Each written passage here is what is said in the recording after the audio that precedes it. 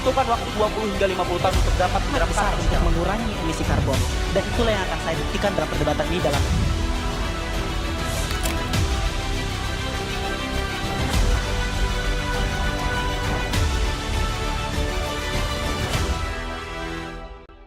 Liga Debat Mahasiswa ini digagas dan dilaksanakan oleh 12 Hyper lokal IDN Times dari Sumatera hingga Nusa Tenggara sejak tahun 2024. Dan tahun ini adalah pelaksanaan ketiga kalinya. Pertama-tama, saya perkenalkan diri terlebih dahulu. Saya Rangga Erpizal, selaku moderator yang akan memimpin jalannya debat hari ini. Bahagia sekali kita semua bisa berkumpul di ruang Zoom ini untuk melaksanakan penyisian Liga Debat Mahasiswa IDN Times 2026 dengan tema ekonomi kreatif dan masa depan Gen Z. Dan mosi debat hari ini adalah, sudah adilkah sistem royalti bagi pelaku ekonomi kreatif dalam negeri? Sebelum terlalu jauh, saya sapa terlebih dahulu para panelis yang sudah hadir pada hari ini. Panelis pertama ada Mas Andi Pratomo sebagai manajer program kolektif Histeria. Bagaimana kabarnya, Mas? Selamat pagi, sehat-sehat Mas Rangga. Terima kasih Pagi, semuanya. Mas. Ya, Pagi. baik. Panelis kedua hari ini adalah Prof. Rosdiana Sijabat selaku Guru Besar Administrasi Bisnis, Fakultas Bisnis dan Inovasi Sosial Unika Atmajaya Jakarta. Selamat pagi, Prof.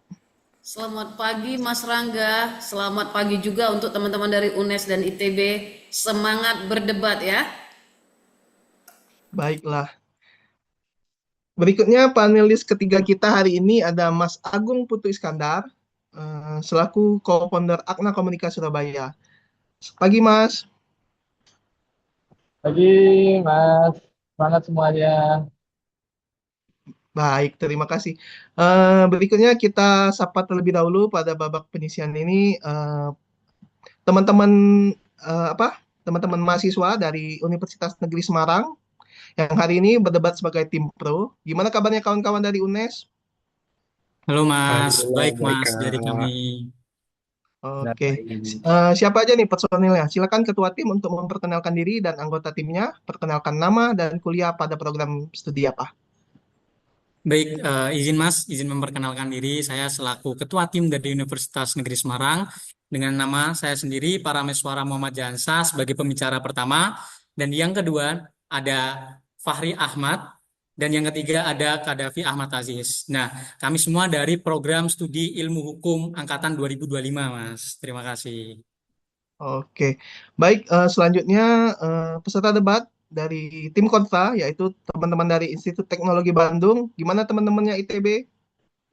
Alhamdulillah, luar biasa. Allahu Akbar.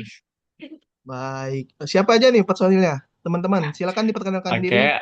selamat pagi kakak moderator, para panelis yang terhormat. Sebelumnya, perkenalkan, saya Yandi Ardiansyah, mahasiswa Matematika ITB Angkatan 2024, yang kali ini bertindak sebagai pembicara pertama, lalu ada rekan saya. Eh, Halo, saya Diva Tevi Parameswari dari Teknik Lingkungan Angkatan 25 sebagai pembicara tiga. Oke, halo semuanya. Perkenalkan saya Kamdan Firdaus sebagai mahasiswa aktuaria. Di sini saya sebagai pembicara kedua. Oke, baik teman-teman ITB, sangat luar biasa. Teman-teman dari kedua universitas hari ini akan beradu gagasan, namun sebelum kita masuk kepada sesi debat, saya akan menjelaskan terlebih dahulu alur debat dari sesi ini. Debat pertama akan berlangsung dalam 4 sesi. Sesi pertama, masing-masing tim akan diberikan kesempatan untuk menyampaikan mosi debat selama 10 menit. 4 menit pertama dibuka oleh ketua tim, 3 menit selanjutnya kesempatan untuk anggota tim kedua menyampaikan tambahan mosi debat, dan 3 menit terakhir kesempatan untuk anggota tim ketiga untuk menyimpulkan mosi debat. Lalu pada sesi kedua, tim pro akan menyanggah mosi dan memberikan 2 pertanyaan kepada tim kontra. Maksimal pertanyaan disampaikan dalam waktu 5 menit. Lalu tim kontra menanggapi sanggahan dan menjawab pertanyaan dari tim pro maksimal 5 menit. Dan kemudian tim kontra memberikan sanggahan sekaligus melemparkan 2 pertanyaan kepada tim pro maksimal dalam 5 menit. Tim pro juga menanggapi sanggahan dan pertanyaan dari tim kontra dalam waktu 5 menit. Setelah sesi kedua, kita masuk kepada sesi ketiga, di mana masing-masing panelis akan memberikan satu pertanyaan kepada tim pro dan kontra dengan durasi waktu 3 menit. Tim pro dan kontra akan diberi waktu masing-masing 6 menit untuk menanggapi pertanyaan dari panelis. Lalu di sesi keempat, masing-masing tim akan menyampaikan closing argumen. Maksimal 3 menit. Di isi closing argumen ini bukan menyanggah pernyataan pada sesi tanya jawab, namun argumentasi yang meyakinkan bahwa mosi yang diangkat lebih baik dibanding tim lawan. Ya, sesi penyampaian setiap argumen nantinya akan diberi penanda waktu yang diberikan oleh timekeeper. Jadi mohon teman-teman dari UNES dan ITB untuk memperhatikan waktunya ya. Karena kelebihan waktu juga akan menjadi penilaian bagi panelis. Gimana kedua tim? Apakah sudah jelas? Sudah siap memulai debat hari ini? Sudah, Kak. Oke, langsung saja kita mulai laga babak penyisihan Liga Debat Mahasiswa IDN Times antara Universitas Negeri Semarang menghadapi Institut Teknologi Bandung dengan mosi debat, sudah adilkah sistem royalti bagi pelaku ekonomi kreatif dalam negeri? Sebagai tim pro Universitas Negeri Semarang, saya berikan kesempatan untuk menyampaikan mosi debatnya dalam waktu 10 menit, dimulai setelah tanda waktu menyala.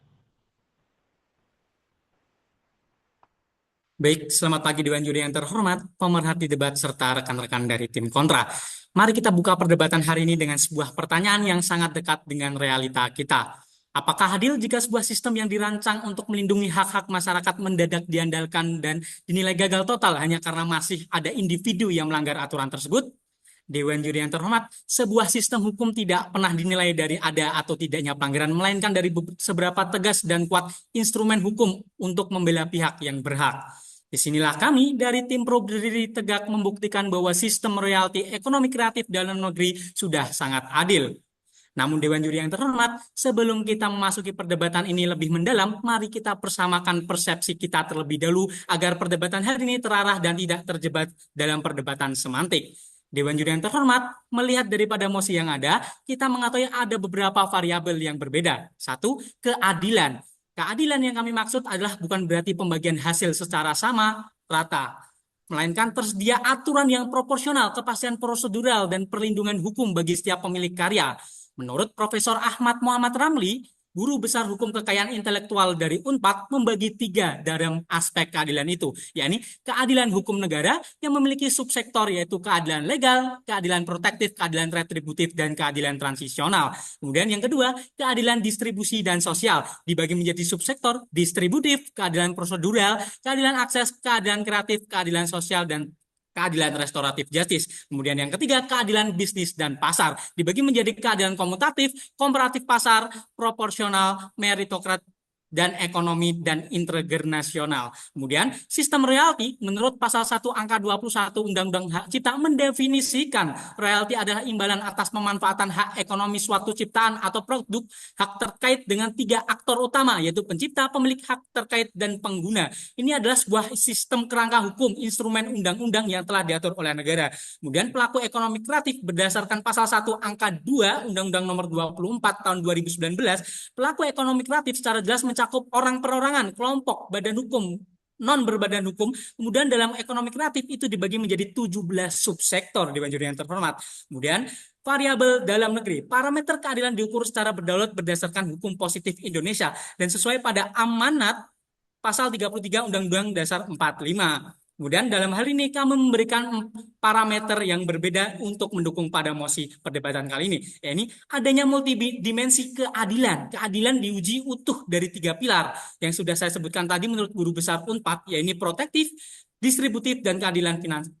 Kemudian seluruh jenis royalti wajib menguji seluruh skema hak ekonomi, contohnya performing rights, mechanical rights, dan sebagainya. Kemudian inklusif pelaku ekraf wajib melingkupi perorangan hingga badan usaha, yakni 17 subsektor. Dalam hal ini, keadilan sistem dipayungi secara kokoh oleh pilar regulasi utama, yakni Undang-Undang Nomor 28 tahun 2024 tentang hak cipta, kemudian PP Nomor 56 dan peraturan lainnya. Kemudian dalam hal ini secara status quo, data laporan keuangan LMKN DJKI tahun 2024 mencatat pengumpulan royalti konsisten dengan angka 50 hingga 77 miliar, Dewan Juri yang terhormat. Dengan ini kami membawa bahwasannya data-data tersebut untuk mendukung dari adanya mosi perdebatan kali ini. Kemudian, dalam hal tersebut, seluruh rantai korelasi ini membuktikan secara ilmiah bahwa dari hulu hingga ke hilir, hal tersebut sistem royalti sangat memiliki keadilan, bahwasanya terstruktur dan berpihak kepada kreator, dengan sehingga bahwasanya kenapa di sisi kami sangat baik, karena kami memiliki protektif dan kepastian hukum, sehingga mekanisme solusinya yaitu mendorong percepatan harmonisasi, mendorong kesadaran pembayaran royalti, dan menimbang prinsip utilitarism. Terima kasih. Baik, selamat siang Dewan Juri yang terhormat. Melanjutkan konstruksi kasus dari ketua tim kami, keberadaan sistem royalti Indonesia harus dinilai dari hadirnya instrumen pelindungan hukum yang profesional dan adaptif. Sebagai pembicara kedua, saya akan membuktikan bahwa dari pilar keadilan distributif hingga keadilan ekonomi hilir, sistem ini secara nyata menjamin kesejahteraan masa depan seluruh pelaku ekonomi kreatif.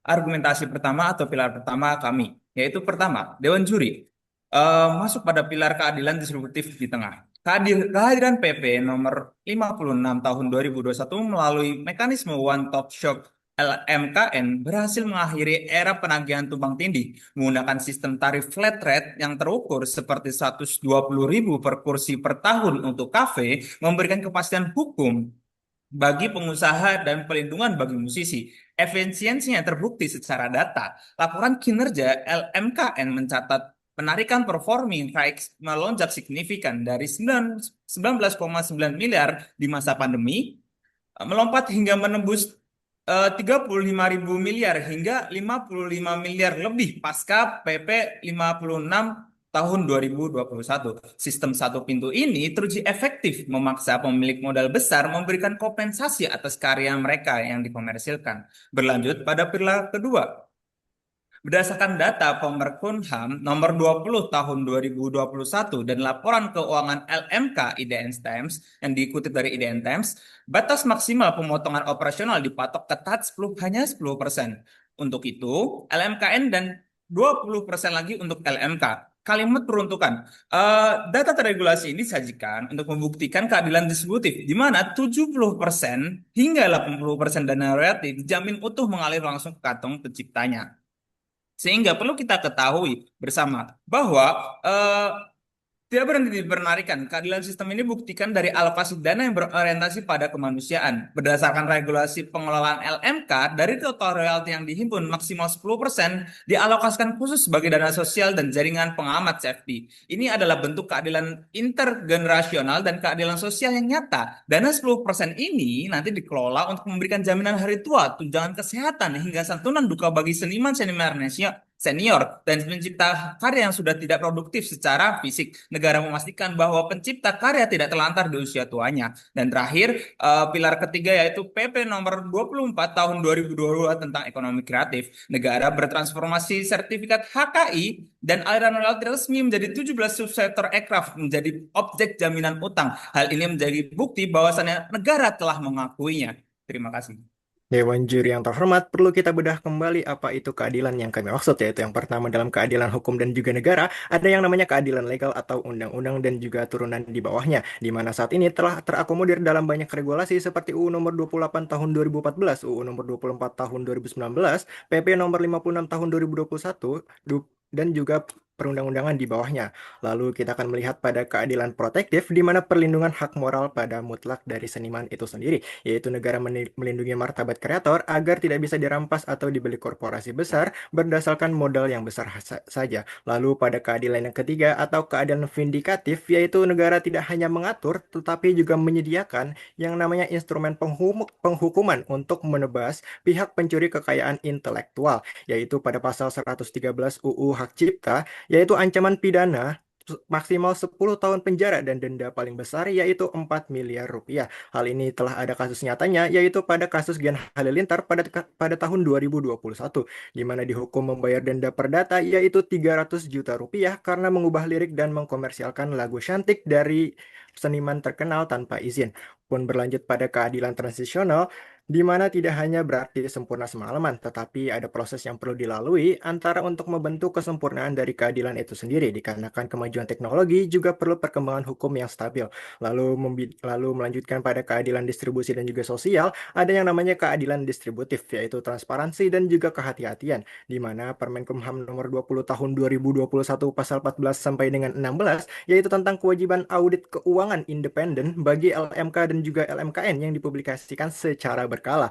Pun dalam hal ini kasus nyatanya ada uang puluhan miliar, seperti polemik 33 miliar rupiah di rekening penampungan atau escrow account. LMKN sering diserang sebagai pihak yang menahan uang tersebut, tetapi nyatanya hal itu ditahan untuk kepentingan bersama. Lalu keadilan prosedural dan juga akses yang saat ini dirasakan hanya memerlukan 10 menit. Dan juga keadilan kreatif pun juga keadilan sosial yang kita rasakan, yaitu kebebasan dalam berekspresi. Keadilan restoratif sejarah, yaitu keadilan di mana yang dulunya belum ditampung dalam kekuatan hukum kini telah ditampung. Dan keadilan komutatif juga komparatif pasar menyesuaikan dengan instrumen pasar. Lalu pada keadilan proporsional ekuitas juga keadilan meritokratis dan keadilan ekonomi disertai keadilan intergenerasional sudah mencakup seluruh itu semua. Dewan juri dalam hal ini melansir esensi filosofis yang diangkat oleh IDN Times, ada satu realitas yang sering kita lupakan, yaitu keadilan bersifat sangat relatif, yaitu keadilan bagi seorang musisi mungkin adalah tarif royalti yang setinggi-tingginya, tetapi keadilan bagi pemilik warung kopi kecil adalah kebebasan memutar lagu tanpa tercekik biaya operasional yang juga tinggi. Untuk itulah hukum hadir sebagai penyeimbang instrumen antara keadilan, kebermanfaatan, dan juga kepastian. Sekian dan terima kasih. Baik, terima kasih teman-teman dari tim Pro tadi. Ada tadi saya lihat membahas soal sistem keadilan, lalu sistem royalti yang saat ini ada di Indonesia dan regulasi yang telah mengatur sistem royalti yang lebih berkeadilan. Baiklah, selanjutnya kita dengarkan mosi debat dari tim kontra hari ini dari teman-teman ITB. Waktunya sama 10 menit dimulai setelah tanda waktu menyala. Dipersilakan teman-teman ITB. Regulasi boleh megah di atas kertas belaka, tetapi pencipta lokal masih berjuang tanpa daya. Ketika keadilan hanya berhenti pada kata, yang tersisa hanyalah ketimpangan yang nyata. Assalamualaikum warahmatullahi wabarakatuh. Salam Om Swastiastu, Namo Buddhaya, dan salam kebajikan bagi kita semua. Dewan juri yang terhormat, segenap panitia yang terlibat, juga seluruh rekanku dari tim pro yang juga saya hormati. Mari kita buka perdebatan hari ini bukan hanya dengan retorika kosong semata, bukan juga dengan klaim yang penuh prasangka, tetapi dengan realita di lapangan dan fakta yang nyata. Dewan juri yang terhormat, mari kita lihat aksi protes pencipta lagu di kantor LMKN pada 9 Juni 2026 bukan hanya sekadar dinamika sektoral, melainkan cerminan status quo yang secara gamblang membuktikan bahwa sistem royalti hari ini jauh dari kata adil. Aksi tersebut menuntut transparansi, tata kelola, pencabutan surat edaran nomor 6 tahun 2025, percepatan distribusi dana yang tertahan, hingga audit independen. Pertanyaan mendasar yang akan kami tanyakan kepada tim pemerintah adalah, jika sistem royalti saat ini sudah adil, mengapa para pemilik hak harus turun ke jalan demi menuntut hak paling fundamental di sisi mereka, Dewan Juri? Mari kita masuk ke dalam sisi urgensi dari mosi perdebatan kita hari ini, Dewan Juri. Data dari BPS per November 2025, ekonomi kreatif menyerap 27,4 juta tenaga kerja dan menyumbang sebesar 1.757,87 triliun terhadap PDB negara Indonesia pada tahun 2025. Artinya, kegagalan sistem royalti bukan hanya persoalan musisi papan atas, tetapi menyangkut keberlangsungan hidup jutaan para pekerja kreatif dalam negeri itu sendiri. Mari kita lihat kata kunci pada mosi perdebatan hari ini. Dewan juri, kata adil menurut KBBI adalah tidak memihak dan berpegang pada kebenaran. Lalu yang kedua, sistem menurut KBBI adalah unsur-unsur yang saling berkaitan sebagai satu kesatuan.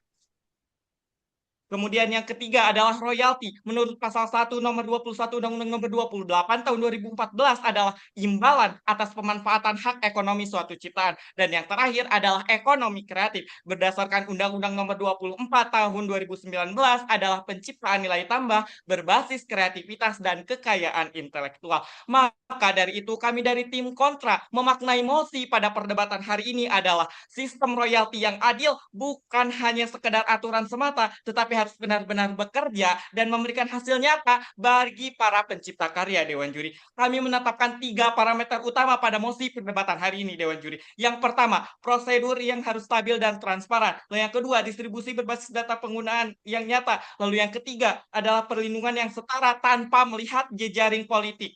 Masuk ke dalam argumentasi kami yang pertama, Dewan Juri. Keadilan prosedural belum tercapai. Pemusatan penarikan royalti menurut Surat Edaran Nomor 6 Tahun 2025 memicu resistensi hebat. Mengapa? Karena pada Juni 2026, LMKN sendiri mengakui secara terbuka bahwa sistem mereka bermasalah. Akibat ketiadaan data yang valid, logikanya sederhana, Dewan Juri. Jika sebuah rumah sedang dibongkar total karena pondasinya retak, bagaimana mungkin tim pemerintah mengklaim rumah tersebut sudah kokoh dan layak untuk dihuni? Pengakuan pembenahan ini adalah bukti otentik bahwa keadilan prosedural belum pernah ada. Lalu yang kedua, keadilan distributif belum pernah tercapai. Meskipun LMKN mengklaim telah menyalurkan 151,83 miliar rupiah pada 2025, di saat yang sama, akumulasi dana tak terklaim justru menembus angka fantastis sebesar 70,44 miliar rupiah. Akibatnya, hak keadilan distributif belum pernah tercapai di negeri kita saat ini, Dewan Juri. Selanjutnya akan disampaikan oleh rekan saya.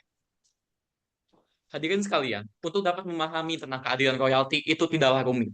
Ketika karya diputar, uangnya sampai ke pemiliknya. Tapi mari kita lihat fakta di lapangan. Sistem kita justru sibuk menarik uang di mana-mana, lalu lupa menyerahkannya kepada orang yang berhak. Dewan Juri yang terhormat, melanjutkan argumentasi dari pembicara satu tim kontra, mari kita bongkar kegagalan mekanisme yang membuat sistem royalti kita rapuh serapuh-rapuhnya. Tim pro mungkin bangga memamerkan total penyaluran dana sebesar-besarnya. Namun, tolak ukur keadilan bukanlah seberapa banyak uang yang menumpuk di atas kertas lembaga, melainkan kepastian setiap keping rupiah itu benar-benar masuk ke dompet pencipta karya. Mari kita lihat mekanismenya. Secara mekanis, sistem ini hancur karena rantai masalah yang saling mengunci. Masalah pertama bermula dari krisis data riwayat pemutaran karya. Karya diputar secara masif di kafe, restoran, hingga platform digital. Tetapi, para pengguna komersial ini tidak pernah menyerahkan catatan resmi tentang lagu apa saja yang sebenarnya diputar dan berapa kali diputar. Ketiadaan bukti pemutaran ini kemudian memaksa Lembaga Manajemen Kolektif Nasional atau LMKN menggunakan skema pemotongan unlock performance allocation sebesar 20%. Artinya, pembagian royalti hari ini tidaklah dihitung berdasarkan karya siapa yang benar-benar diputar di lapangan, melainkan sekedar tebakan dan perkiraan semata. Cacat data dan skema tebakan ini berujung pada data resmi LMKN per Maret 2026 yang mencatat bahwasannya akumulasi unclaimed royalty menembus angka fantastis yaitu 70,44 miliar. Ini tentu saja bukanlah angka yang kecil yang dapat kita abaikan begitu saja, Dewan Juri, tapi uang nyata milik para pencipta yang terampas dan mengendap di lembaga penarik karena sistem bingung uang itu milik siapa. Dampak dari runtuhnya mekanisme ini menjalar ke seluruh sektor. Mari kita analisis berbagai sektor atau aktor tersebut. Di ranah musik digital, hasil liputan Vice Indonesia menunjukkan bahwasanya musisi independen seperti Jono Terbakar sudah melepas 29 album, hanya mengantongi 3 hingga 6 dolar AS per bulan karena nilai real per stream yang cuma Rp6 hingga Rp10. Di sektor literasi, survei Februari 2026 catat bahwasanya 45% penulis tidak yakin dengan keakuratan royaltinya akibat laporan yang terlambat dan pemotongan yang tidak transparan. Lalu di industri audiovisual, riset UPH bernama AVSP mencatat bahwasanya kebocoran dari 1.004 situs bajakan yang ditindak DJKI Kementerian Hukum memicu kerugian hingga 30 triliun per tahun. Dan berdasarkan data dari Kementerian Ekonomi Kreatif, korban terbesar dari sistem yang tidak adil ini adalah 63% pekerja kreatif dari generasi Z dan milenial, serta 58,39% pekerja perempuan. Mereka adalah kelompok independen yang tidak punya tim hukum, tidak punya akses lobby, dan akhirnya tersisih oleh pemain-pemain besar. Dewan Juri, untuk menutup, mari kita Petakan titik benturan pada perdebatan ini. 1. Pertumbuhan makro dan keadilan kreator kecil. Tim pemerintah berpatokan pada PDB Ekraf sebesar 1.757,8 triliun dan klaim distribusi 179 miliar rupiah. Dewan juri, keadilan tidak diukur dari seberapa kaya industri hiburan, melainkan apakah hak individu terbayarkan. Bicara tentang realita, masih ada 70,4 miliar rupiah yang mengendap tidak terklaim. 2. Reformasi dan realita. Mosi hari ini menggunakan frasa sudah adilkah, bukan apakah ada usaha perbaikan. Tim pemerintah berargumen bahwa LMKN sedang berbenah menuju sistem berbasis data sejak Juni 2026. Tim kontra menegaskan bahwa sedang menuju adil adalah pengakuan bahwa saat ini belum adil. Usaha berbenah justru membuktikan bahwa masalahnya masih nyata hingga detik ini. Mengapa tim kontra harus menang? 1. Tim pemerintah menggunakan parameter PDB Ekraf dan total dana terhimpun, sementara kami menggunakan data puluhan miliar royalti yang tidak terklaim. 2. Tak hanya data faktual dari LMKN, BPS, dan Dirjen Kekayaan Intelektual, kami juga memandang realita adanya protes pencipta di lapangan. Tim pemerintah 3. Tim pemerintah hanya melihat angka pemasukan tanpa melihat miliaran rupiah yang tertahan, sementara kami menuntut keadilan bagi seluruh pekerja ekonomi kreatif yang royaltinya belum terbayarkan. Mari kita elaborasi. 1. Dari besaran dampak. Tim pemerintah mengukur keberhasilan dari PDB Ekraf, namun angka tersebut belum bisa dirasakan langsung oleh seluruh kreator secara adil. Tim kontra mengukur dari 70,4 miliar rupiah yang gagal sampai ke pemiliknya yang sah. Angka tim pemerintah menggambarkan potensi, sementara angka tim kontra menggambarkan hak yang sudah dihimpun tapi masih ditahan. 2. Narasi tim pemerintah masih paling menguntungkan kreator besar yang memiliki tim hukum dan relasi ke LMKN. Sementara dari data pembicara 2, 63% tenaga kerja Ekraf adalah kelompok yang paling minim akses hukum dan modal. Ketika jangkauan dampak buruk menyentuh mayoritas pekerja kreatif, maka bobot kami otomatis lebih besar. 3. Dari sisi kepastian bukti, seluruh angka yang kami sampaikan bersumber dari data resmi dan terverifikasi. Argumen yang berdiri di atas data terverifikasi harus dimenangkan. 4. Dari sisi urgensi, semakin lama kita menyangkal ketidakadilan pada status quo dengan dalih sedang direformasi, maka semakin besar akumulasi dana tidak terklaim, semakin dalam ketidakpercayaan pencipta terhadap sistem. Sebaliknya, mengakui bahwa sistem saat ini belum adil justru membuka ruang bagi percepatan reformasi yang sudah mulai dirintis. Tim kontra berdiri kokoh di atas fondasi kenyataan. 1. Masih ada demonstrasi dari ratusan pencipta lagu. 2. Masih banyak royalti yang tidak disalurkan. 3. Masih ada ribuan situs pembajakan digital. Selama ketiga fakta ini berdiri tegak, tidak ada celah bagi kita untuk menyatakan bahwa sistem royalti saat ini sudah adil. Bangga menjadi tim kontra. Terima kasih. Baik, sungguh luar biasa dan menarik mosi debat dari tim kontra tadi. Saya mencatat tim kontra bertitik tumpu pada ketimpangan nyata dalam sistem royalti yang jauh dari kata adil. Nah, selanjutnya kita masuk pada sesi kedua. Silakan tim pro menyanggah mosi debat tim kontra, sekaligus memberikan 2 pertanyaan kepada tim kontra, waktunya 5 menit setelah waktu tanda menyala. Silakan.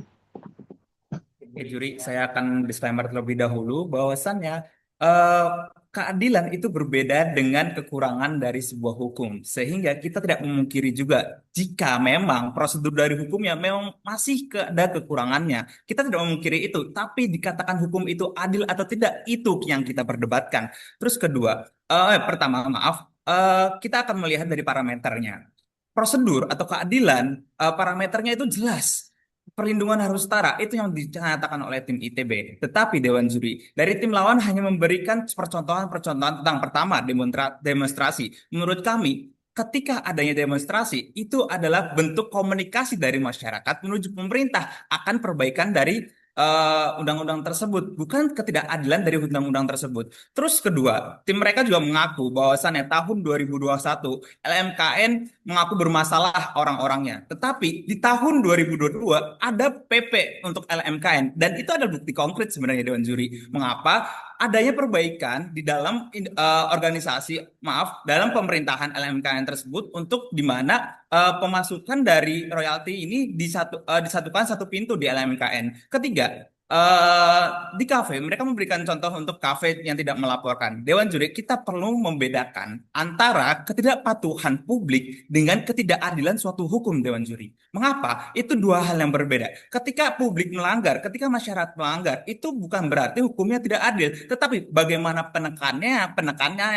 bagaimana sosialisasinya, itu yang perlu dipermasalahkan. Sehingga kita sekarang sedang memperdebatkan tentang keadilan dari hukumnya dan parameter kami jelas, beban pembuktian kami jelas, prosedurnya ada, regulasinya ada, siapa yang bertanggung jawab, aktornya siapa, apa hukumannya, itu semua sudah jelas Dewan Juri. Pun mereka membawakan seperti itu, maka saya akan memperbalikkan pertanyaan ke mereka. Dilanjut oleh pembicara pertama dari tim kami. Baik, Dewan Juri yang terhormat, mari patahkan argumen-argumentasi yang telah disampaikan oleh tim lawan. Dewan Juri yang terhormat, aksi protes dan tuntutan transparansi dari para pemusik jalanan bukti bahwa sistem hukum kita bukan gagal, melainkan bukti bahwasanya masyarakat kita semakin sadar akan hukum tersebut. Dewan Juri yang terhormat, ini sudah mengindikasikan bahwasanya parameternya adalah keadilan itu sendiri. Berkat adanya wadah resmi dari LMKN, sehingga sebelum adanya Undang-Undang Nomor 28 tahun 2014 dan Peraturan Pemerintah Nomor 56 tahun 2021, ketika kita melihat dalam keadilan historis, musisi tidak punya tempat mengadu dan karya mereka dicuri secara bebas. Namun ketika mereka protes dan mereka protes di LMKN, itu sudah mengindikasikan bahwasanya terdapat adanya wadah, terdapat adanya keadilan tersebut. Sehingga saya juga ingin bertanya kepada tim kontra, mengklaim bahwasanya sistem penarikan kolektif satu pintu lewat LMKN ini belum adil, hanya karena ada kendala distribusi lapangan. Apa alternatif konkret dari tim kontra jika LMKN ini tidak ada? Itu sudah mengindikasikan dari keadilan itu sendiri. Kemudian, yang kedua, tim kontra berkali-kali terjebak dalam kekeliruan mendasar dengan membaurkan law in box atau desain sistem hukum dan law in action, dinamika eksekusi di lapangan. Keadilan sebuah sistem negara diukur dari tersedianya instrumen perlindungan hukum. Jika ada keterlambatan distribusi di lapangan, itu adalah kendala teknis eksekusi yang sedang terus diintegrasikan lewat sistem digital, Dewan Juri yang terhormat. Saat ini Indonesia sudah memiliki sebuah operan bahwasanya terdapat adanya mengikuti perkembangan zaman dan terus untuk memperbaiki daripada hal-hal tersebut, Dewan Juri yang terhormat. Kemudian kawanku mengatakan bahwasanya keadilan distribusi belum terklaim adalah bentuk peninggalan data dan fakta. Data resmi LMKN dan DJKI mencatat bahwasanya penarikan royalti pasca PP nomor 56 tahun 2021 melompat hingga 55 miliar hingga 77 miliar dengan porsi terbesar hingga melebihi 60% masuk ke kantong pencipta. Itu mengindikasikan bahwasanya terdapat adanya keadilan. Dewan Juri yang terhormat, lanjut yaitu membidas. Yang pertama, ketidakpatuhan bukanlah ketidakadilan, di mana ketika seseorang tidak patuh, maka kita hanya perlu mempertanyakan apakah itu dari hati nurani atau dari kesalahan sistem. Lalu yang kedua, dari mengendapnya dana. Hal itu adalah bukti dari keadilan. Karena mengapa tidak membagikan hasil-hasil yang mengendap kepada kreator yang hilang atau yang tidak jelas, maka sebuah keadilan karena mencari kepada siapa seharusnya uang ini berasal. Lalu Dewan Juri, debat adalah seni mendengarkan, bukan hanya berbicara. Dari tadi tim kontra hanya membahas parameter-parameter yang tidak jelas terhadap tim kami, yang padahal parameter kami jelas, yaitu keadilan, sistem royalti, dan juga ekonomi kreatif yang menyangkut 17 subsektor. Maka dari itu, kami menanyakan, padahal UU ekonomi kreatif menaungi 17 sektor. Pertanyaannya, apakah rasional dan berkeadilan jika kita membakar habis sebuah payung hukum yang saat ini terbukti sukses melindungi miliaran rupiah pendapatan developer game, kreator aplikasi, dan segala macam, hanya karena ketidaksabaran kalian pada transisi di satu Waktu habis, teman-teman. Waktu habis. Ya, luar biasa sanggahan dan argumen dari tim pro tadi. Sekarang waktunya kita beri kesempatan kepada tim kontra untuk menanggapi sanggahan dan menjawab pertanyaan dari tim pro barusan. Waktunya 5 menit sama setelah waktu tanda menyala. Silakan. Baik. Bapak Ibu Dewan Juri yang terhormat, hari ini saya akan menyanggah argumentasi yang telah disampaikan oleh tim lawan. Dewan Juri yang terhormat, perlu kita ketahui dan mari kita luruskan kembali pola pikir yang dimiliki oleh tim lawan. Dewan Juri, mari kita bedakan antara ada sistem tidak sama dengan sistem tersebut sudah adil, Dewan Juri. Itu adalah logika sederhana yang akan kami bawa.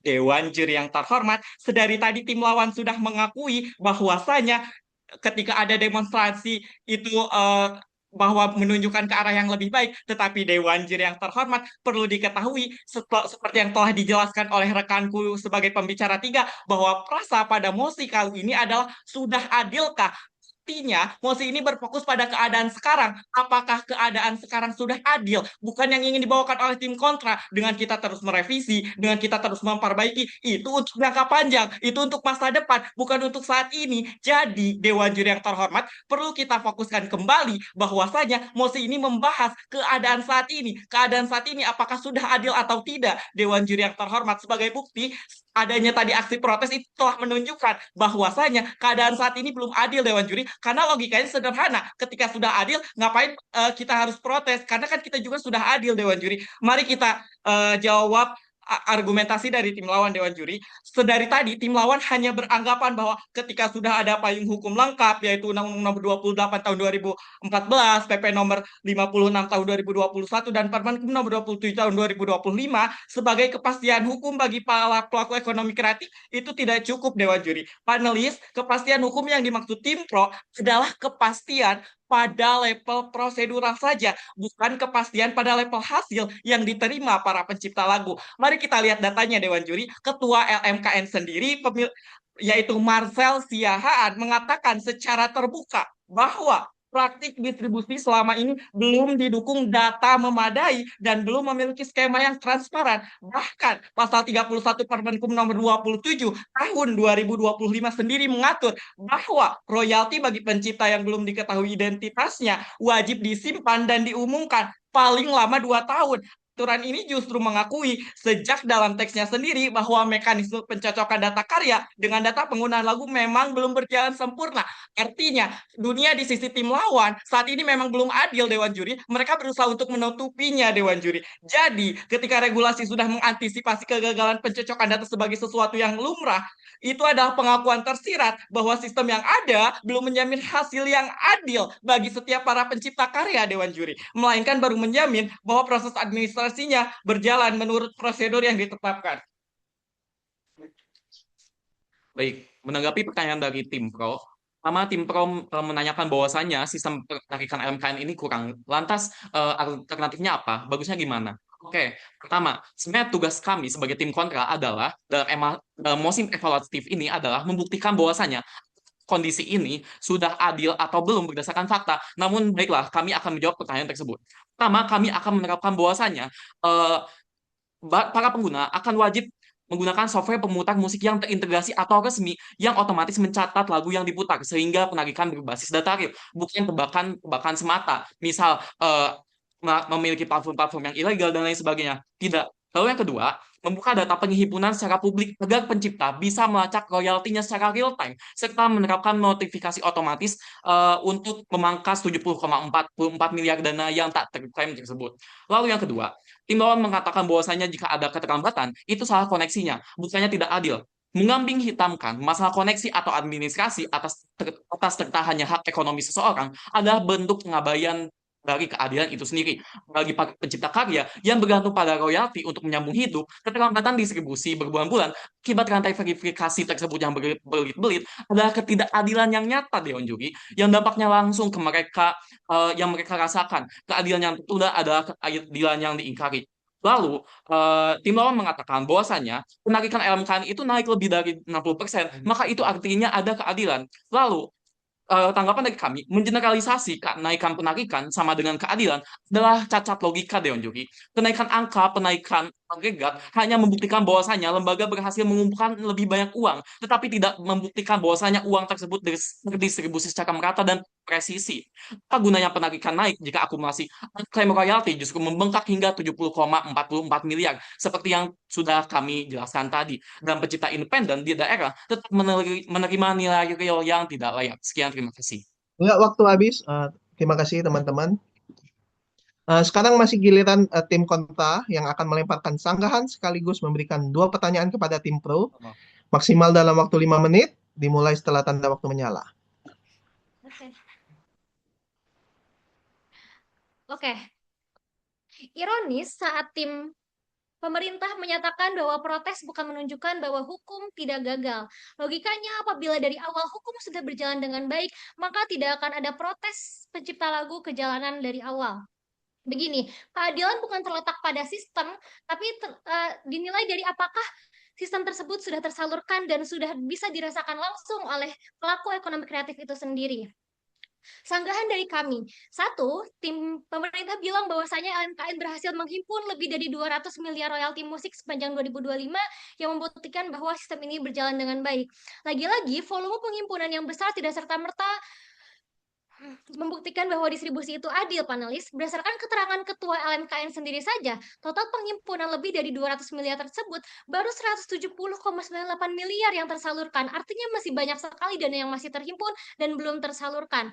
Lebih dari 1 tahun setelah periode royalti berakhir, masih ada selisih puluhan miliar rupiah yang tertahan dalam proses verifikasi berlapis. Asosiasi Komposer seluruh Indonesia bahkan melayangkan kritik karena royalti periode Juli sampai Desember 2025 seharusnya sudah mulai dibayarkan sejak Januari 2026. Namun kenyataannya, pencipta lagu di LMK seperti Karya Cipta Indonesia dan Asosiasi Royalti Dangdut Indonesia masih menunggu haknya. Sebuah sistem yang mengumpulkan dana dengan cepat, tetapi menyalurkannya dengan lambat bukanlah bukti keberhasilan, melainkan indikasi bahwa kepentingan pencipta belum menjadi prioritas utama dalam desain sistem itu sendiri. Oke, lanjut yang kedua. Mereka berkata bahwasanya sudah ada transparansi 33 miliar yang tertahan. Sedih rasanya melihat bare minimum transparansi dianggap sebagai sebuah pencapaian menuju keadilan. Sanggahan dari kami, Komisioner LMKN menyebut ini sebagai pengumuman pertama kali sejak sistem royalti musik diberlakukan berdasarkan UU HC 2014. Artinya, lebih dari satu dekade tidak pernah ada transparansi serupa. Bahkan Direktur Penegakan Hukum DJKI pun menilai langkah ini sebagai hal baru yang sebelumnya belum pernah dilakukan oleh LMKN. Perlu dicatat bahwa pengumuman ini sebenarnya adalah kewajiban minimum menurut pasal 31 Permenkum nomor 27 tahun 2025 yang mengharuskan LMKN menyimpan dan mengumpan royalti tak bertuan paling lama 2 tahun. Ini bukanlah inisiatif proaktif di luar kebijakan hukum. Estimasi 30.000 hingga 300.000 pemegang hak yang belum mengklaim haknya menunjukkan sistem notifikasi kreator memang lemah secara struktural, bukan sekadar insiden kecil yang baru terjadi. Kemudian yang ketiga, mereka berbicara tentang surat edaran Dirjen Kekayaan Intelektual yang mewajibkan pelaku usaha komersial membayarkan royalti sehingga memperkuat hak ekonomi pencipta. Kewajiban membayar bagi pengguna hanya menyelesaikan sisi penghimpunan dana, bukan menjamin bahwa dana tersebut sampai secara proporsional dan tepat waktu kepada pencipta. Persoalan keadilan justru terletak pada tahap distribusi, bukan pada tahap pengumpulan. Ketika dana yang sudah terkumpul dari pengguna komersial masih harus melewati proses verifikasi berlapis di LMKN, perlu diteruskan ke masing-masing LMK sebelum akhirnya sampai ke rekening pencipta lagu. LMKN sendiri menjelaskan bahwa royalti konser yang sudah dibayarkan penyelenggara tidak langsung masuk ke rekening pencipta, melainkan melalui alur berlapis yang memakan waktu. Semakin panjang rantai distribusi ini, semakin besar pula bagi ruang ketidaktepatan waktu, terutama bagi pencipta yang tidak memiliki tim legal untuk mengawal proses administratifnya sendiri. Selanjutnya, pertanyaan yang akan disampaikan oleh P1. Baik, Dewan Juri yang terhormat, beberapa pertanyaan yang akan kami ajukan kepada tim lawan adalah yang pertama, jika hanya sekitar 10% pelaku ekonomi kreatif yang memiliki perlindungan kekayaan intelektual, bagaimana sistem royalti bisa diklaim adil bagi mayoritasnya sebesar 90% lainnya, Dewan Juri? Itu yang pertama. Lalu yang kedua, berarti apakah tim pro mengakui bahwa sistem saat ini baru adil bagi mereka yang sudah memiliki akses dan perlindungan HKI, bukan bagi seluruh pelaku ekonomi kreatif?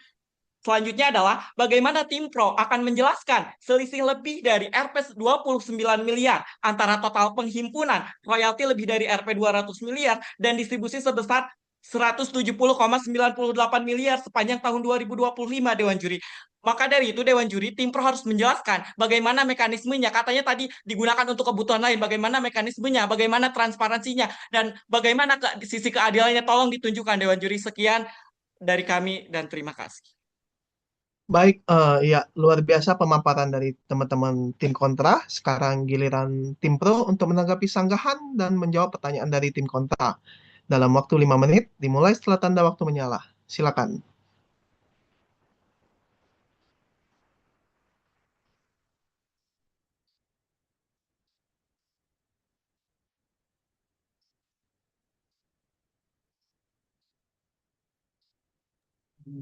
Maaf juri, tadi device saya nge-lag, apakah boleh diulangi timekeepernya?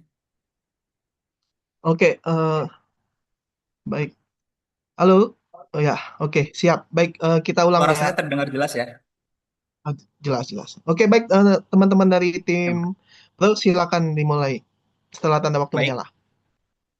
Baik juri, saya ingin mempertanyakan seolah-olah kenapa demo dibuat menjadi hal yang buruk juri. Itu hal yang menurut saya terlalu mengkotak-kotakan dan itu narasinya tidak efektif. Bukannya demo itu adalah bentuk komunikasi rakyat kepada pemerintah. Itu pertama. Terus kedua, mereka tidak memberikan beban pembuktiannya juri. Sedangkan mereka nggak bilang kondisi adil yang menurut mereka itu seperti apa. Itu yang kita perlu framing pada di sini. Sedangkan dari tim kami memberikan parameternya, kami memberikan kondisi adilnya seperti apa, dan kami memberikan beban pembuktiannya. Pun kalau misalnya mereka mengatakan bahwasannya tidak terpusat datanya, dari DJKI sudah memaparkan bahwasannya sekarang kita semua sudah memiliki SILM. Itu ada pusat pendataan dari seluruh hak karya cipta yang ada di Indonesia. Oke, saya akan mempertanyakan lagi. Dari tim lawan juga mengatakan tadi lebih dari 1 dekade tidak terjadi keadilan. Itu logika dari mana, juri?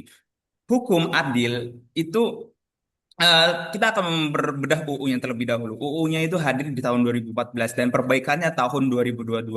Tim lawan sepertinya tidak paham tentang hukum khusus mengesampingkan hukum yang umum. Sehingga kita berpacu pada PP nomor pada tahun 2022, juri. Terus logika dari mana juga? Hukum yang sudah adil, makanya nggak ada yang protes. Bahwasannya ini melanggar asas bahwa hukum berjalan dengan masyarakat. Pun ketika ada protes nantinya, itu adalah proses fleksibilitas yang terjadi pada hukum. Bukan dikategorikan hukum tidak adil. Dan untuk menjawab pertanyaan tim lawan pertama, tim lawan juga mengatakan yang diuntungkan 10%. Itu data dari mana? Kami membawakan dari 17 sektor. Dan itu mungkin, yang saya aminkan mungkin ya, itu diberikan dari satu sektor saja. Sedangkan dalam perdebatan kali ini kita lebih memperdebatkan untuk seluruh sektor yang ada di 17 sektor yang ada. Pun dengan angka-angka yang bermiliar-miliar tersebut, apakah tim lawan tidak menutup kemungkinan bahwasannya 10% apa bisa sampai 10 bermiliar-miliar tersebut, Dewan Juri? Terima kasih. Dewan Juri yang terhormat menjawab pertanyaan kedua, yaitu apakah tim pro hanya mengakui keadilan untuk beberapa kelompok saja secara singkat? Yaitu jawabannya adalah tidak, dikarenakan semua kelompok ataupun semua jenis pelaku ekonomi kreatif saat ini telah dilindungi oleh negara dan juga memiliki kebebasan berkontrak. Nampaknya tim kontra tidak mampu memahami apa itu kebebasan berkontrak atau license province, di mana kebebasan berkontrak merupakan kebebasan antara pelaku ekonomi kreatif dengan kontrak yang dijalin. Untuk itu tidak hanya soal negara itu sendiri saja, yaitu juga dapat dianulir dengan pihak-pihak swasta itu sendiri pun. Yang kedua, Dewan Juri, nampaknya tim kontra tidak mampu dan juga tidak menjawab pertanyaan kedua kami, yaitu mengapa hanya berputar-putar saja hanya pada beberapa sektor, antara musik, film, dan lain sebagainya. Padahal kami membahas banyak sekali sektor, yaitu 17 sektor. Apakah ketika ada satu atau beberapa sektor yang tidak maksimal lalu dikatakan tidak adil? Tentu tidak, Dewan Juri. Logikanya adalah kita tidak bisa menggeneralisasi semua hal atau 17 hal itu hanya karena satu tidak sempurna, Dewan Juri. Pun dalam langkah hal yang lebih lanjut, tim lawan selalu berputar-putar kepada data escrow atau akun yang mengendap. Hal itu telah dianulir, di mana itu merupakan respon dari LMKN itu sendiri karena merupakan langkah baru. Hal itulah yang membuktikan bahwa makin ke sini keadilannya makin terasa. Itu pula yang dianulir kepada pengendapan akunnya, di mana LMKN masih mencari kepada sumber-sumber yang jelas, sumber-sumber yang seharusnya mendapatkan uang-uang tersebut, karena bagaimana menciptakan sistem yang jelas dan juga adil jikalau nanti escrow akun atau dari akun penampungannya itu ditransfer kepada pihak-pihak yang seharusnya tidak mendapatkannya. Lalu Dewan Juri, kenapa tidak kita bahas juga mengenai sistem royalti yang ada banyak jenisnya, dua kategori, lalu juga ada 3 berdasarkan jenisnya. Lalu kita kenapa tidak membahas dalam segi pelaku ekonomi kreatif yang terdiri dari orang perseorangan, kelompok, badan hukum, dan badan non-hukum. Kali ini tim kontra nampaknya hanya berputar-putar pada sedikit sektor kecil saja dan menggeneralisasi itu seakan-akan tidak adil, Dewan Juri. Di detik terakhir perdebatan ini, mari kita buka mata atas kesesatan berpikir dari tim kontra yang menyerang 3 hal utama. Pertama, soal protes musisi dan pengakuan LMKN. Tim kontra bilang sistem tidak adil karena ini adalah sebuah keprotesan. Ini logika yang keliru. Pengakuan LMKN untuk berbenah dan hadirnya protes musisi bukan bukti kegagalan, melainkan bukti bahwa self-correcting mechanism ada sebuah hukum berjalan dengan masyarakat dan kesadaran hukum sedang hidup. Kedua, tuduhan berputar-putar di data ekonomi yang mereka gaung-gaungkan. Mengapa kamu membawa data PDB 1.300 triliun dan royalti 55 naik 77 miliar triliun per tahun? Karena ini adalah fakta empiris objektif bahwa sistem ini bekerja produktif dan melindungi hak ekonomi ratusan ribu kreator. Kemudian yang ketiga, soal dana mengendap. Sedari tadi tim lawan mengatakan dana mengendap, namun kehati-hatian prosedural agar royalti tidak salah sasaran. Dan ingat, ini adalah negara sudah menjawab jawab dan nyata memiliki keadilan, dan kami sudah menjelaskan bangga menjadi tim pro. Oke, waktu habis. Ya, terima kasih teman-teman. Luar biasa pemaparan dari tim pro dan tim kontra. Kedua tim sudah saling sanggah. Sekarang saatnya kita masuk ke sesi ketiga, yaitu pertanyaan dari panelis. Kepada panelis, dipersilakan melemparkan pertanyaan masing-masing. Boleh satu pertanyaan kepada kedua tim, atau satu panelis memborong 3 pertanyaan sekaligus. Kepada panelis, dipersilakan. Baik, terima kasih Mas Rangga. Seru Ayo. sekali diskusi, argumentasi untuk mosi yang kita dengarkan pagi hari ini. Saya ingin tim dari ITB memberikan elaborasi untuk pertanyaan saya berikut. Menurut teman-teman, negara mana yang bisa menjadi benchmarking yang baik dalam pembagian sistem royalti oleh pelaku ekonomi kreatif? Saya bertanya kepada tim ITB, kepada tim UNES, dalam konteks ekonomi kreatif di Indonesia, pemerintah daerah dari provinsi mana yang bisa menjadi contoh yang baik dalam pengelolaan pendapatan ekonomi kreatif? Terima kasih Mas Rangga. Baik, terima kasih, Pak. Ya, panelis lainnya apakah ingin memberikan pertanyaan?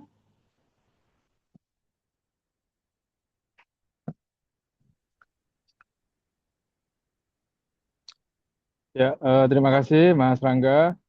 Saya mungkin tidak tidak sebagai pertanyaannya, tapi mungkin apa namanya, mungkin menyampaikan sebuah gagasan aja yang mungkin bisa direspon oleh kedua belah pihak, gitu ya. Pertama, memang menurut saya motionnya cukup luas ya, motionnya cukup luas soal royalti gitu ya. Sedangkan royalti ini satu sistem, bukan sistem ya, royalti ini bekerja di banyak field gitu ya, bekerja di banyak sektor gitu. Tadi saja sudah disebutkan ada 16 atau 17 sektor industri kreatif gitu ya. Nah, yang sedang kita bahas ini mungkin seharusnya perlu dispesifikkan gitu ya. Kita ini mau ngomongin musik, mau ngomongin film, mau ngomongin mungkin karya visual, mau mungkin ngomongin konten gitu ya, dan seterusnya gitu ya. Yang itu bisa luas gitu. Nah, itu menurut saya perlu untuk misalnya biasanya yang begini ini kan otoritas tim pro ya untuk membatasi diskusinya akan di mana aja gitu. Yang kemudian bisa bisa spesifik gitu ya, bisa spesifik. Nah, tapi kemudian kita mengalir aja dan tadi disampaikan bahwa yang kita omongin adalah di sektor musik gitu ya, yang yang kemudian saling bersambutan gitulah antara pro dan kontra. Nah, memang kalau kita ikuti apa namanya realitasnya memang LMI ini banyak LMK ya, LMK banyak problem gitu ya. Dan ini proses yang berjalan dan ada sebagian besar musisi yang setuju, ada yang tidak, ada perbedaan pendapat dan saya kira diskusi soal royalti musik ini baru muncul secara serius ya 3 atau 2 tahun terakhir gitu ya. Mungkin secara sistem kalau disebut adil dalam konteks perdebatan tadi ya kita bisa debatable lah kurang lebih begitu. Nah, terkait itu apa namanya pendekatannya masing-masing rupanya cukup berbeda ya. Kalau di tim pro ini lebih banyak ngomong di dalam konteks norma hukum lah gitu ya. Mungkin karena latar belakangnya teman-teman di hukum gitu ya, bahwa keadilan itu adalah proses yang terus berjalan gitu ya, dan bahwa situasi di masyarakat seperti apa itu tidak lantas menunjukkan bahwa sistem belum adil gitu ya. Di mana-mana orang mencuri itu pasti akan dihukum gitu kan. Tetapi kenapa masih saja ada pencuri gitu? Berarti sistem hukumnya tidak adil. Nah, kan tidak bisa juga gitu ya. Hanya karena ada pencuri yang terus muncul, maka hukuman untuk pencuri berarti tidak pas gitu ya. Nah, itu kan sama dengan argumen dari tim kontra tadi ya. Dengan banyak demonstrasi berarti sistemnya tidak adil gitu ya. Nah, ini yang mungkin bridging eksplanasinya perlu disampaikan karena sebenarnya tim pro mungkin akan lebih banyak di hakikat hukum lah kurang lebih begitu ya. Ini istilah-istilah yang saya create sendiri gitulah. Sedangkan tim kontra pasti akan masuk ke aspek empirisnya gitu. Faktanya adalah situasinya begini gitu ya. Ini anu aja ya, memantik diskusi lebih jauh ya, baik tim pro maupun tim kontra gitu ya. Saya nggak ada pretensi untuk bertanya, tapi pertanyaan dari Bu Profesor tadi menarik karena berarti yang adil itu kayak di negara mana sih gitu kan. Saya kira itu Mas Rangga, terima kasih Mas. Baik, Mas. Terima kasih, Mas. Oke, apakah ada lagi?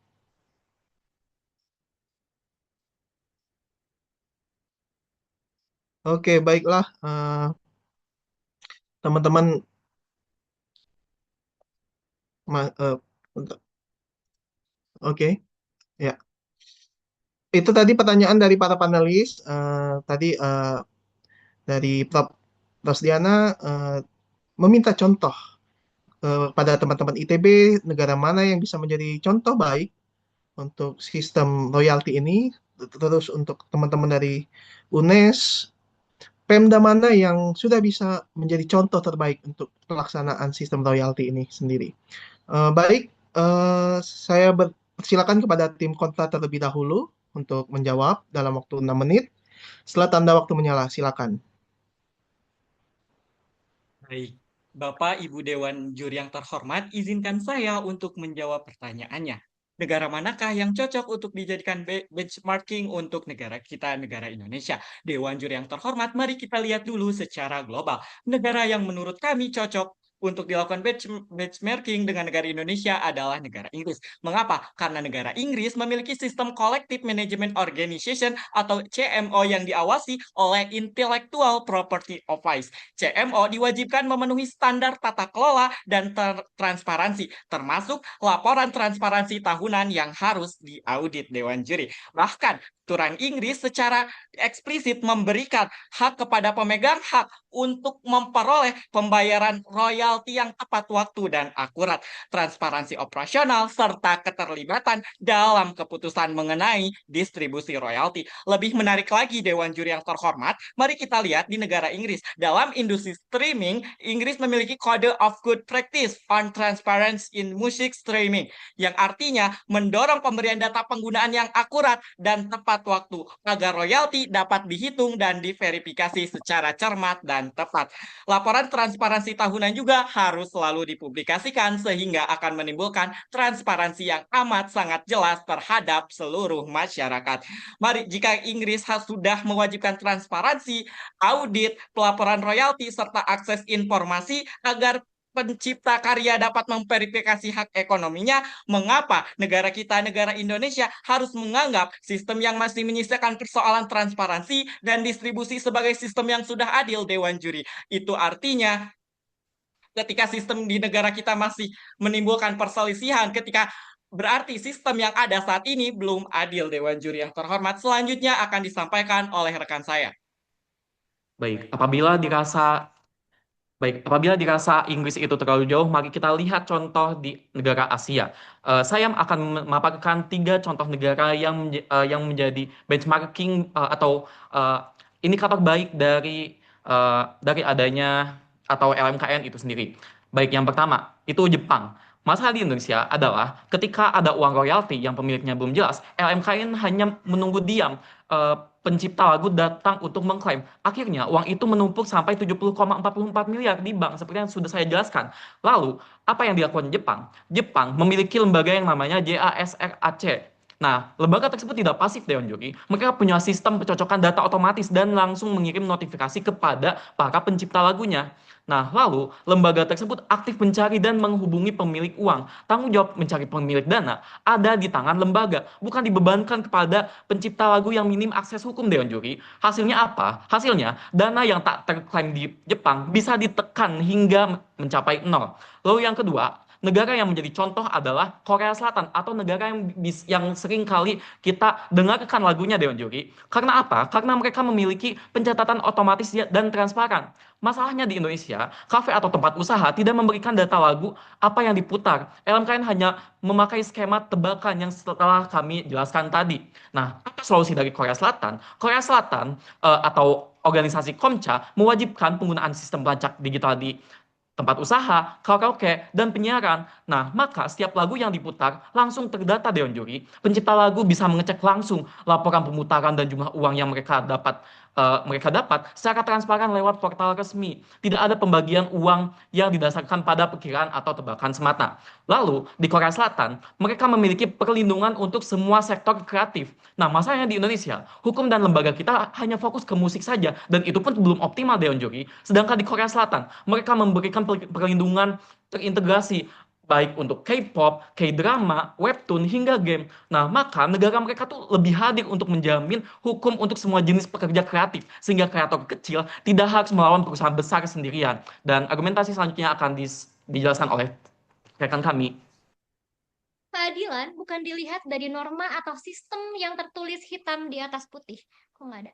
Nah, tapi dilihat dari pelaku tenaga kerja ekraf. Apakah mereka sudah mendapat hak royaltinya? Apakah mereka sudah sejahtera dari income industri kreatif itu sendiri? Berkaca dari Inggris, Korea, dan Jepang yang dijelaskan oleh Yandi dan Ramdan sebelumnya, keadilan memanglah subjektif, tapi aktor rentan pada mosi ini bukanlah pemerintah dan payung hukumnya, melainkan para pekerja ekraf itu sendiri. Negara lain tidak hanya menggaungkan transparansi dana yang terhimpun, yang mana itu adalah bare minimum, tetapi mereka bergerak aktif membuat sistem yang dapat melacak pelaku ekonomi kreatif agar dapat segera menyalurkan dana yang terhimpun itu sendiri. Terima kasih. Ya, waktunya masih panjang. Apakah mau ditambah atau cukup? Cukup, terima kasih. Oke, baiklah. Terima kasih kepada teman-teman dari tim Kontra. Luar biasa tadi penjelasannya. Sekarang waktunya kita dengarkan jawaban dari tim Pro terkait pertanyaan dari para panelis. Waktunya 6 menit, dimulai setelah tanda waktu menyala. Silakan. Baik, saya akan menanggapi terlebih dahulu pernyataan diskusi yang sangat menarik dari panelis Bapak Iskandar. Mengapa kami tidak melimitasi mosi ini? Karena memang sebuah hukum itu harus bisa mengakomodir semua subjek dari sektor ini. Jadi hukum itu dikatakan adil kalau mereka atau kalau hukumnya itu bisa mengakomodir. Memberikan studi komparasi dengan negara Prancis. Mengapa Prancis? Pertama, Prancis itu memiliki sistem SACEM yang itu adalah sistem dari kekayaan intelektual pertama dan tertua di dunia. Dan mengapa kami membawakan itu? Karena kita perlu mengetahui dia adalah salah satu pelopor kekayaan intelektual dan menjadi rujukan dari hampir seluruh negara yang ada di dunia termasuk Indonesia untuk bagaimana parameternya harus bisa disamakan. Oke, saya akan membahas parameternya. Pertama, mengapa Prancis akhirnya menjadi rujukan kami? Pertama, dari sektor pariwisata dan aksesibilitas. Dari sektor wisata dan aksesibilitas, kita tidak memungkiri bahwa sektor-sektor yang kita diskusikan di dunia kreatif itu sangat menarik pariwisatawan, sehingga rekor tertinggi Prancis itu berhasil memecahkan 102 juta wisatawan internasional. Bukan hanya itu, dari Prancis juga memberikan contoh, yaitu kekayaan budaya dan warisan sejarah. Dari UNESCO sendiri, diutip dari UNESCO, Prancis juga memberikan 53 situs warisan dunia. Dan ini dikunjungi terus-menerus oleh orang-orang internasional. Dan parameter ketiga yaitu kekuatan ekonomi dan pengaruh global. Sehingga Prancis hadir sebagai rujukan atau sebagai kiblat untuk kekayaan intelektual lembaga-lembaga di negara-negara lainnya untuk bagaimana kondisi ideal yang sebenarnya kita inginkan. Dan Indonesia juga mengacu pada tersebut. Terima kasih. Baik, melanjutkan bangunan argumentasi yang telah disampaikan oleh rekan saya, pun menjawab dari pertanyaan dari panelis, menjadi provinsi mana yang menjadi acuan untuk kita sebagai pelaku ekonomi kreatif? Untuk menjawab daripada pertanyaan tersebut, saya mengacu kepada Provinsi Jawa Barat, Dewan Juri. Karena apa? Dewan Juri Jawa Barat memiliki sebuah peloporan pertama sebagai pelaku ekonomi kreatif, dan itu muncul pertama daripada adanya regulasi, yaitu Perda Jawa Barat nomor 15 tahun 2017 dan Perda Kota Bandung nomor 1 tahun 2021. Nah, Sehingga saya pun juga pelaku ekonomi kreatif dan pun saya ketika pada di Bandung Barat pun jualan atau menjadi pelaku ekonomi kreatif di sana, Jawa Barat pun saya meriset bahwasanya 33,80% dari total nilai ekspor aircraft nasional tuh bertambah PDB-nya itu dari Provinsi Jawa Barat. Saya menjadi seorang pelaku ekonomi kreatif dan melalui pun juga ada wadah mewadahi di Bandung Barat atau di Bandung sendiri namanya Bandung Creative Hub. Pemda menyediakan studio seperti rekaman audio profesional, laboratorium komputer, designing, editing, hingga ruang pameran secara gratis. Saya selaku pelaku ekonomi kreatif yaitu penulis buku pun merasa terbantu untuk daripada adanya ekonomi kreatif yang diwadahi oleh Provinsi Jawa Barat, terutama di daerah Kota Bandung. Dan itu menjadi acuan saya pun menjadi acuan pertama peraturan yang mengakomodir daripada adanya ekonomi kreatif yang ada di Indonesia, yakni Provinsi Jawa Barat. Sehingga saya sebagai pelaku ekonomi kreatif sangat bermanfaat daripada adanya Kreatif Bandung Hub itu. Terima kasih. Baik, lanjut Dewan Juri untuk menjawab pertanyaan pemerintah daerah dari provinsi mana yang bisa menjadi contoh yang baik dalam pengelolaan pendapatan ekonomi kreatif itu sendiri. Dan di sini yang kedua, kami memilih Provinsi DKI Jakarta, yaitu yang mengapa? Karena dalam parameter pertama, yaitu Jakarta adalah pusat perputaran uang dan juga pasar terbesar nasional, di mana konsumsi produk kreatif menjadi pusat yang masif. Lalu yang kedua, Jakarta menjadi lokomotif utama yang menyumbang proporsi terbesar terhadap PDB ekonomi kreatif nasional. Lalu pun parameter ketiga, Jakarta menopang ekosistem startup dan juga industri kreatif digital terbesar di Indonesia dengan kepastian perizinan yang terintegrasi dikarenakan Jakarta juga terpusat sebagai ibu kota itu sendiri.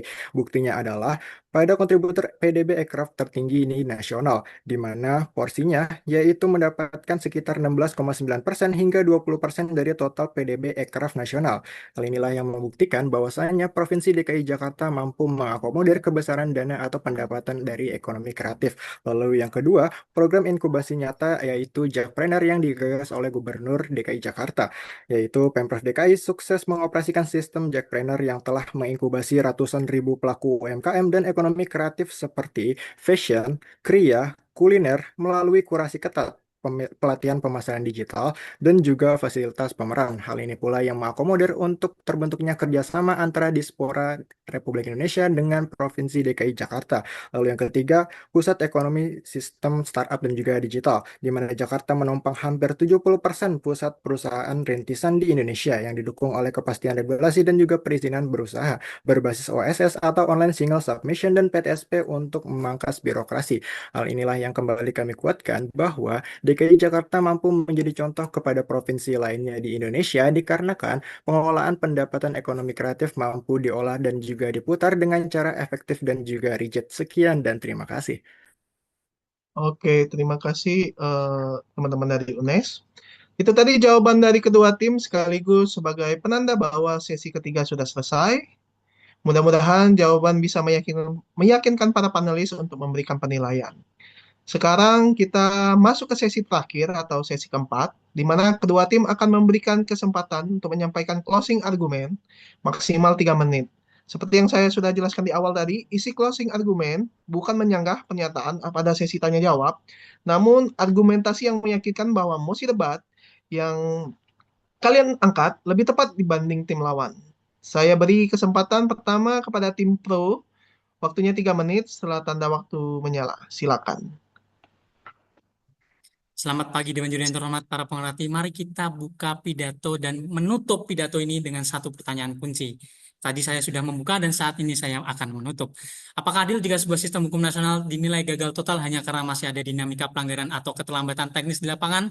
Dewan Juri yang terhormat, sedari tadi kami sudah menjawab hal itu semua dan sedari tadi kami sudah menjawab daripada parameter-parameter yang sudah kami indikasikan. Sehingga kami dari tim pro mengatakan bahwasanya kami sangat yakin bahwasanya sistem keadilan dan instrumen hukum yang ada di Indonesia ini sudah adil untuk dalam sistem royalti Indonesia karena sudah memiliki payung hukum dan dalam status quo sudah memiliki indikasi untuk mendukung daripada mosi pada pagi hari ini. Yang dimana terdapat akomodir hukum yakni Undang-Undang Nomor 28 dan tahun 2014, PP Nomor 56 tahun 2021, Permenkumham dan PP 2024 tahun 2022 dan memiliki fakta empiris status quo yang ada. Juri, mari kita rangkum perdebatan kali ini. Mengapa? Berarti untuk perdebatan kali ini adalah mosi klaim, di mana kita harus memberikan parameter yang jelas, eh, beban pembuktian yang jelas, dan mengapa beban pembuktian tersebut bisa menggapai indikator keberhasilan atau parameter yang kami berikan. Di sisi kami, itu telah terjawabkan semua. Bagaimana pembuktiannya, bagaimana parameternya, dan bagaimana kondisi ideal yang kami inginkan. Itu telah terjawabkan semua dari pembicara pertama, kedua, dan tiga. Tetapi kalau kita menimbang dari tim kontra sedari tadi tidak membawakan hal itu, dan itu bisa menjadi opsi pembandingan dari kami, mengapa kami layak untuk dimenangkan. Baik, Dewan Juri kembali lagi pada saat ini di mana kami membawakan parameter yang jelas mulai dari keadilan yang tidak hanya meninjau dalam aspek ekonomi, tetapi juga aspek dari hulu ke hilir, dari awal bagaimana hak itu bisa ada sampai bagaimana hak itu terpenuhi. Pun kami juga telah memberikan sistem royalti yang banyak juga kategorinya, tetapi tidak hanya berpacu kepada satu sektor saja atau satu sistem saja. Pun dalam hal ini pelaku ekonomi kreatif yang kami sandingkan memanglah luas mulai dari orang perseorangan, kelompok, badan hukum maupun non-badan hukum. Maka dari itu ketika kita berfokus kepada satu permasalahan saja, maka hal ini telah keluar dari mosi perdebatan yang ada. Dikarenakan mosi perdebatan yang ada merupakan mencakup 17 sektor itu sendiri. Kita tidak bisa menutup mata dari hal-hal tersebut. Pun Dewan Juri kembali melansir dari IDN Times bahwa satu realitas yang penting menyatakan keadilan itu bersifat sangat reflektif. Apa yang disampaikan oleh tim kontra mengenai keadilan perseorangan belum tentu adil mengenai keadilan untuk seberapa kelompok. Pun belum tentu adil juga untuk badan hukum dan juga badan non-hukum. Kembali lagi kami sampaikan bahwa parameter yang kami sampaikan sudah jelas dan sudah mencakup seluruh sistem yang kami sampaikan. Sekian dan terima kasih. Iya, demikian closing argumen dari tim pro. Sekarang waktunya saya berikan kesempatan kepada tim kontra untuk menyampaikan closing argumen. Waktunya sama 3 menit. Setelah tanda waktu menyala, dipersilakan.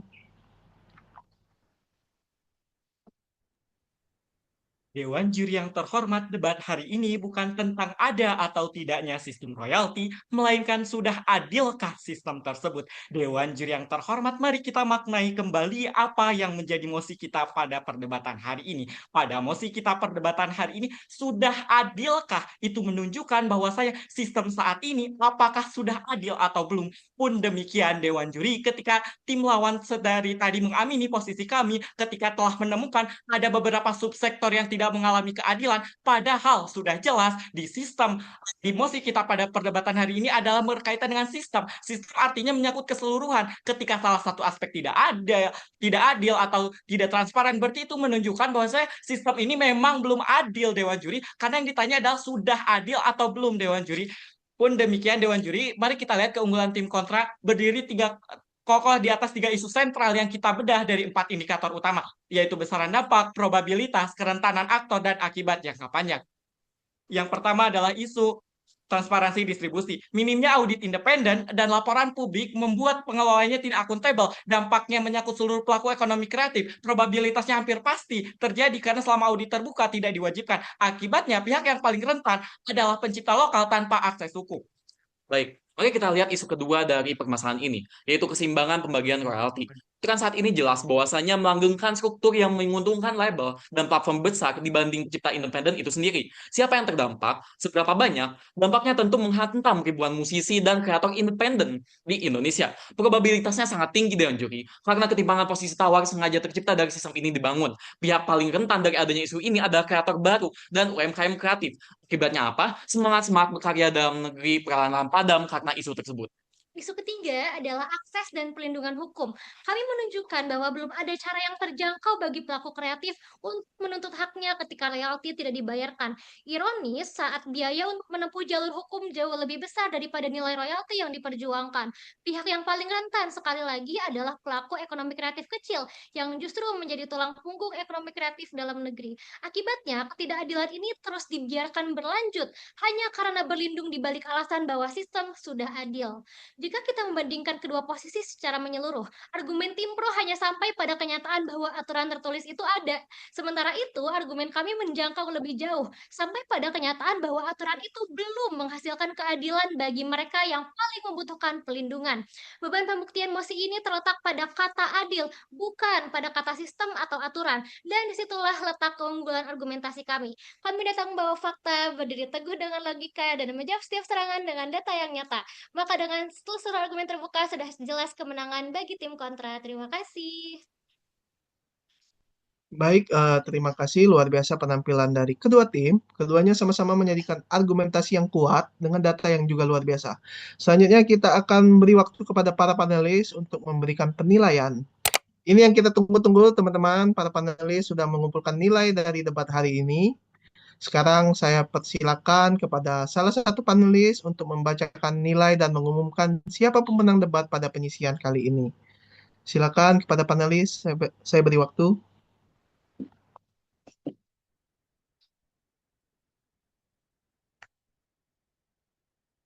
Baik, terima kasih Mas Rangga, teman-teman dari UNES dan juga dari ITB.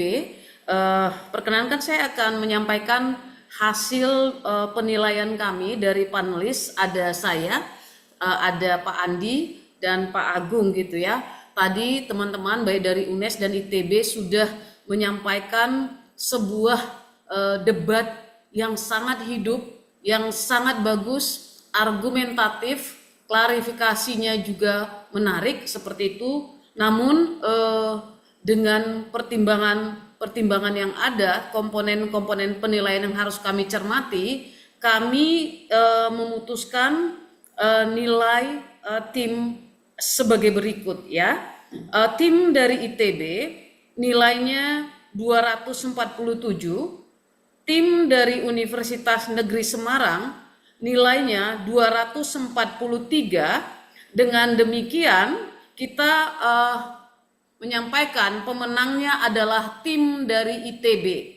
Selamat untuk tim UNES yang sudah berlaga dengan sportif, semangat, edukatif.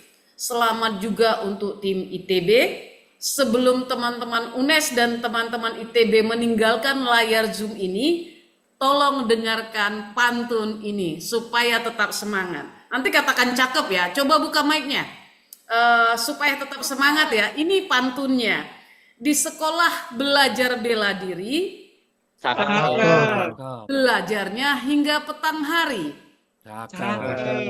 Teruslah berani dan percaya diri, maka kemenangan akan datang kembali. Terima kasih. Terima kasih banyak Ibu. Terima kasih banyak tim. Silakan Mas Rangga. Oke, terima kasih. Ya, selamat kepada para pemenang babak penyisihan hari ini. Selamat melaju ke babak selanjutnya.